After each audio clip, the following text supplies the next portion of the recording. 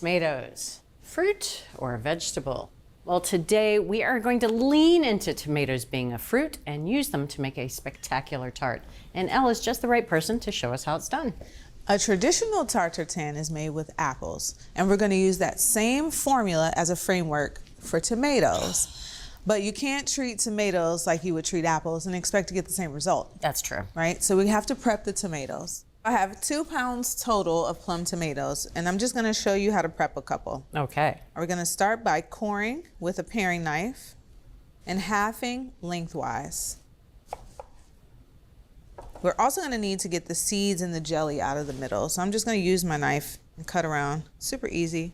We tried this recipe with beefsteak tomatoes, and we quickly found their juiciness a little problematic. They actually made our crust soggy. That makes sense. And they didn't caramelize when cooking. Right, too much liquid in there. Yeah, it's not ideal, but we found that plum tomatoes, they have a low moisture content and they're still meaty. Yeah, they've got a little bit more structure in them.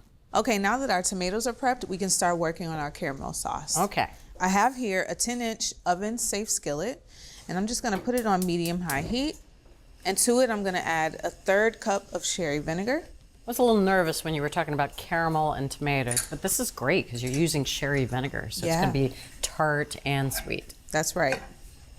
2½ tablespoons of sugar, 1/2 teaspoon of salt, and 1/4 teaspoon of pepper. I'm just going to bring this to a simmer. It'll only take about 2 minutes. Okay. Okay, it quickly comes to a simmer, and we just need to cook it for 2 minutes. And I'm going to swirl it a few times just to make sure that the sugar is dissolved. And what kind of texture are you looking for? I need this to be the texture of maple syrup. Okay. So we reduced this sherry vinegar and sugar mixture so that we could get the caramelization that mimics the apple tart. All right. So we're gonna finish it off with a medium shallot, finely diced, a tablespoon of unsalted butter, and 2 teaspoons of minced thyme. This is going to be spectacular. The shallot, the vinegar. Oh. Yeah, we're adding savory notes here, right? Looking fabulous. Yeah, it looks good, it smells good, and the butter has dissolved, so now we can toss the tomatoes into our shallot sugar caramel. And we also can remove it from the heat, so if you could turn that eye off for me, that'd be great. You got it. So we're just gonna toss these tomatoes just to make sure that they all get covered evenly. It already smells so good and fresh, like summer. I love this. Kind of an alternative to tart tatin, but it makes sense too. I think tomatoes were once called love apples. Really? Yeah. Why aren't they still called love apples? I don't know. That sounds really good. I would be much more inclined to eat a love apple, I think. All right, these look pretty good. They're all covered. Okay. So what I'm gonna do is just make sure that these tomatoes are lined, cut side up into the pan. Try to keep them flat to the surface of the pan if you can. There'll be a little overlap, but it's fine because they're gonna shrink when you cook it. All right. So we have the tomatoes lined evenly in the pan. We're just gonna finish off with a 1/4 teaspoon of salt and a 1/4 teaspoon of pepper. Roasting these in the oven is going to get the excess moisture out. It's also going to concentrate that fruity flavor that the tomatoes offer, and it's going to give us some caramelization around the edges of the tomatoes as well. It's going to go in the oven at 400 degrees on the middle rack for 1 hour. Okay, I'll get the door for you. Thanks. Okay, so while the tomatoes are in the oven, we're going to start making the dough for our tart. Okay. I am using a store-bought puff pastry. Thank you. I love to do this. I call it the no-fuss crust. It is already made for you. That's right. I'm gonna put it on a lightly floured surface here. Okay. And I'm gonna roll it out into a 10-inch square. This is better than pie dough or biscuit crust because you can just thaw it and go. Exactly. You know? It's got that super flaky, all those layers that someone else did for you. Okay, so my dough is a little sticky. I'm using a little extra flour just so it doesn't stick to the rolling pin. Putting a little flour on the rolling pin. Great. And I'm just gonna roll this out to 10 inches. Yeah, it's just literally flour being held together by butter, so it's gonna be a little sticky. Yeah. Puff pastry is one of those items I absolutely do not mind buying, having somebody else done all the work. Do you refine your own gas, or do you have someone else do that for you? Don't reinvent the wheel. So we want to roll this out a little larger than 10 inches because we need to cut a 10-inch circle out of it. All right, so I have a 10-inch plate here. So I'm gonna put the plate down and kind of use it as my guide. I'm using my paring knife. Fabulous. And I'm just gonna cut around like so. Lovely. Thanks. All right, we don't need this extra dough here. I'm gonna get rid of it.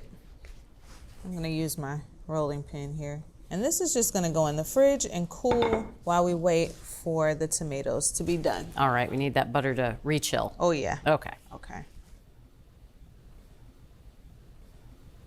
Ooh, Oh, that's beautiful. All right. I got that. Thank you. Oh, that smells like slow roasted tomato sauce. Yeah, it's so beautiful. And it did exactly what we needed it to do in an hour. We have some moisture absorption. We have caramelization. This tart is ready for some dough. It's almost a shame to cover them up. It's so beautiful. There'll be some beauty to see at the end. All right. All right, I'm just gonna lay this over the top. That's really firmed up nicely. Yeah, it did. Let me get this little crinkle out of here. This needs to go back into the oven for 30 minutes. We're looking for it to be nice and golden brown. To get that, we'll have to rotate it halfway through the cooking time. Oh, Wow. whoa is right. That looks pretty amazing. All right. Oh. All right.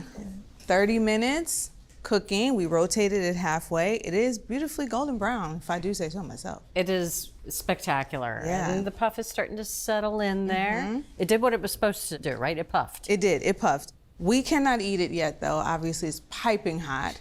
So we're going to let this cool for about 8 minutes. All right. Okay, Bridget, it's been 8 minutes.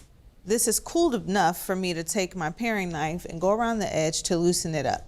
You can see it's started to pull away a little bit from the edges too. It has. Imagine if we had too much juice in here from tomatoes. It wouldn't do this. Yeah, we'd end up with tomato soup with a giant crouton. I feel like it's loose, so I'm going to invert this onto the plate. Okay. So I'm going to put the plate on top, and this has to be fast. Ready? I am so ready. Okay, me too.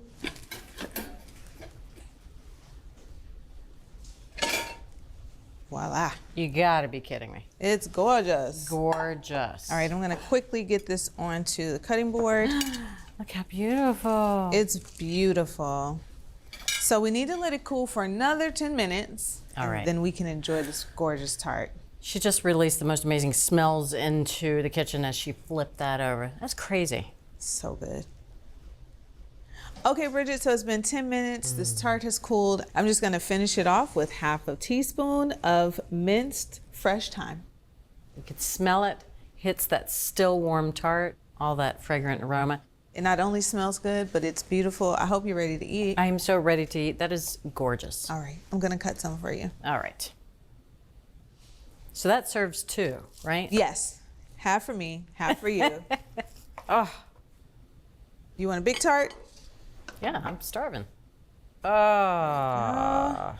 Look how well it's holding together too. Yeah, it's because we chose those beautiful plum tomatoes. Well, it's also because you know what you're doing. It's almost too pretty to eat. Almost. Says you. I'm digging in. All right. Oh man. Gorgeous. Oh. Wow. And you're right, the plum tomatoes, they're the key because this is not tomato sauce. That's right. They still have some texture to them. Lots of texture, and the sweetness of the sherry vinegar and sugar syrup is unbelievable. This would be beautiful with a salad. Wow. Juicy. And the crust, beautiful, light, flaky. The crust understood its assignment. It's just got that lovely sweet tart thing going about it. It really does. Thanks for sharing this with us. Thanks, Boo. So if you want to make this beautiful tomato tart at home, start by seeding plum tomatoes. Create a potent caramel with vinegar and sugar, roast the tomatoes to concentrate their flavor, and then top it with puff pastry and bake it until light and lofty. So from America's Test Kitchen, a little sweet, a little tart, so easy and elegant, Upside-Down Tomato Tart. Give me more. Crispy.